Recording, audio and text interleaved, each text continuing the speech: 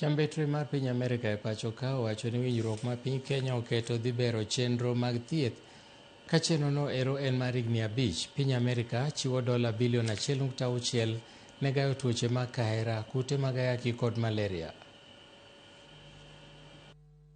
In terms of the $1.6 billion and how it will be allocated, we have had discussions with the government of Kenya, but this is going to be part of the implementation phase. But the idea is that the investment that we're making is in things like commodities, purchasing commodities, the salaries for healthcare workers, as well as helping Kenya build a digital system, a system of managing medical records and things, so that Kenya is able to manage an effective health system at the end of the 5 years. It's not a loan, so it is a continuing assistance. So this is money that we're putting forward. We don't expect to be paid back. The funding mechanism is there will be a couple different mechanisms that will be within it. Some of it's going to be continuing work with our implementing partners, and some of that's contracts, some of it's assistance.